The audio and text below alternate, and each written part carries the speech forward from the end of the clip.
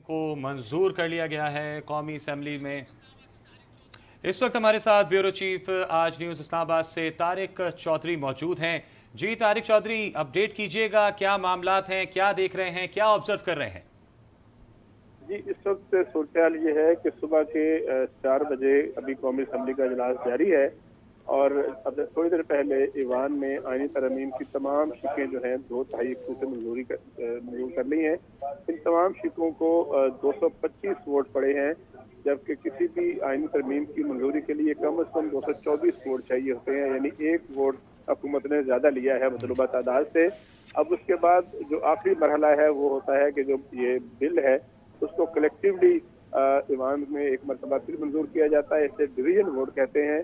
तमाम वो एमएनए जो कि इस बिल की हमायत होती है वो एक लॉबी में चले जाते हैं, एक तरह की लॉबी में, जबकि वो अरकान जो कि किसी भी तरमीमी बिल की या कानून साजी की मुखालफत करना चाहते हैं वो किसी लॉबी में चलते हैं और उसके बाद स्पीकर साहब जो होते हैं वो कुछ देर के लिए घंटिया में जाते हैं और इरकान पार्लियामेंट जो है 1 बाय 1 वापस ईवान में आते हैं और उनकी उनकी उनकी काउंटिंग होती है और काउंटिंग के बाद हतमी तौर पर जो आईनी तरमीम है उसकी मंजूरी का ऐलान कर दिया जाता है। तो इस वक्त जब मैं आपसे बात कर रहा हूँ, स्पीकर साहब ने जो तमाम अरकान जो राइट और लेफ्ट साइड की लॉबीज में चले गए थे उनको पुकार लिया है, उनको बुला लिया है और अरकान पार्लियामेंट जो है वो अपनी सीटों पर वापस आ रहे हैं। कौमी असम्बली का अमला जो है वो उनकी काउंटिंग करेगा और काउंटिंग के बाद स्पीकर साहब जो है हतमी तौर पर ऐलान कर देंगे। इस तरह तमाम शिक्के मंजूर हुई थी उनको 225 वोट हासिल हुए थे। इम्कान ये है कि इस हतमी और आखिरी राय शुमारी को भी 225 से वोट ही मिलेंगे और यूं जो कौमी असम्बली है उससे ये तरमीम मंजूर हो जाएगी।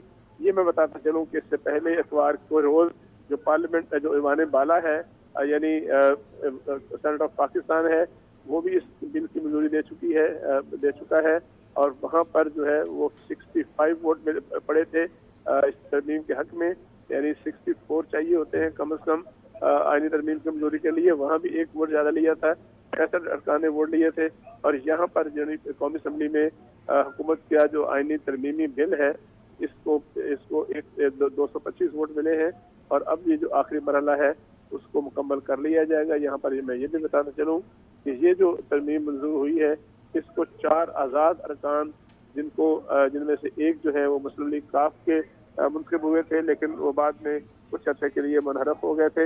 इसके अलावा आज़ाद रुकन बाजोड़ से मुंतखब हुए थे मुबारक ज़ेब, जिनके बारे में पीटीआई का दावा था कि वो उनकी हिमायत से मुंतखब हुए थे। हालांकि उन्होंने पीटीआई के एक रुकन को इंतखाबात में हराया था, पीटीआई के टिकट होल्डर को हराया था।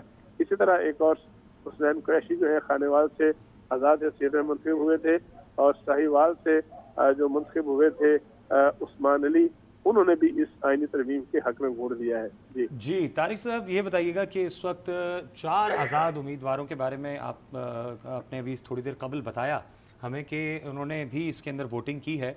उसके हवाले से बताइएगा उनके नाम क्या हैं, मतलब आप उसके हवाले से थोड़ा सा ब्रीफ कीजिएगा। जो अपोजिशन के आज़ाद अरकान है उन्होंने वोट दिया, इस हवाले से बताइए कितने अरकान हैं?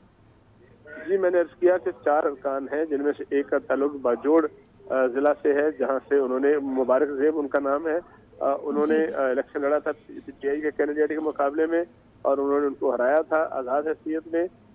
उन्होंने वोट दिया है इस तरमीम के हक में। इसके अलावा खानेवाल से रुकने कौमी असम्बली हैं हुसैन कुरैशी, उन्होंने वोट दिया है इस तरमीम के हक में।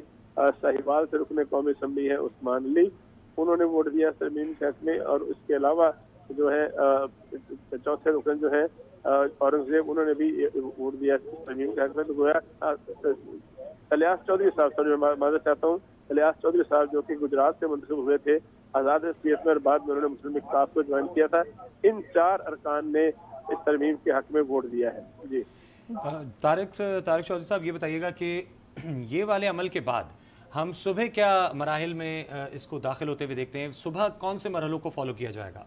देखिए, अभी फौरी तौर पर जो है इतलात ये है कि जैसे ये प्रोसेस मुकम्मल होगा तो जो कौमी असम्बली सेक्रेटेरिएट है इसका जो इसकी समरी तैयार करके वो अरसाल कर देगा वज़ीर साहब को और वज़ीर साहब की तरफ से ये समरी जो है वो ईवान सदर भेज दी जाएगी और हतमी तौर पर ऐलान कर दिया गया है कि आज सुबह यानी मंडे की सुबह 8:30 बजे ईवान सदर में एक बहुत बड़ी तकरीब होगी जिसमें अरकान पार्लियामेंट को और हुकूमती अरकान को دعوت دی گئی ہے, میڈیا کو بھی دعوت دی گئی ہے, اور صدر مملکت آصف زرداری براہ راست جو ہے ایک تقریب میں 8:30 بجے یہ جو بل ہے جو پاس ہو جائے گا ابھی تھوڑی دیر میں قومی اسمبلی سے, اس پر سائن کر دیں گے, اور جیسے ہی وہ سائن کریں گے اس کے ساتھ ہی یہ جو 26ویں آئینی ترمیم ہے وہ آئین پاکستان کا حصہ بن جائے گی اور باقاعدہ طور پر نوٹیفائی ہو جائے گی.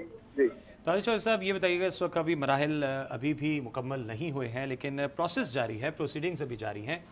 ابھی جو یہ متفقہ طور پہ تمام تر چیزوں پہ منظوری ہو گئی ہے, اب اس وقت اس پہر کون سے مرحلے کو فالو کیا جا رہا ہے؟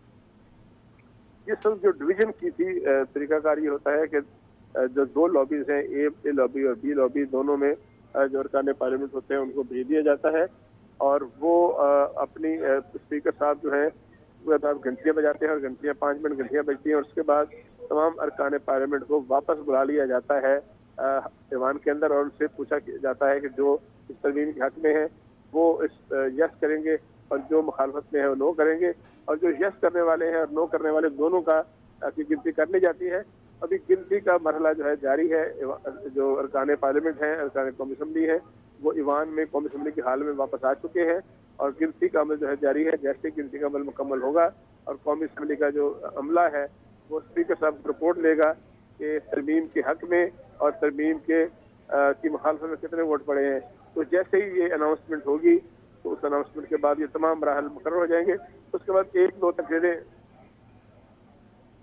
جی, طارق چودھری بیورو چیف اسلام آباد ہمارے ساتھ موجود ہیں, ہمیں اپڈیٹ کر رہے ہیں. 26ویں آئینی ترمیم دونوں ایوانوں سے منظور کر لی گئی ہے. 26ویں آئینی ترمیم اس وقت آپ دیکھ رہے تھے قومی اسمبلی سے باقاعدہ منظور کی گئی, تمام تر معاملات کو فالو کیا گیا.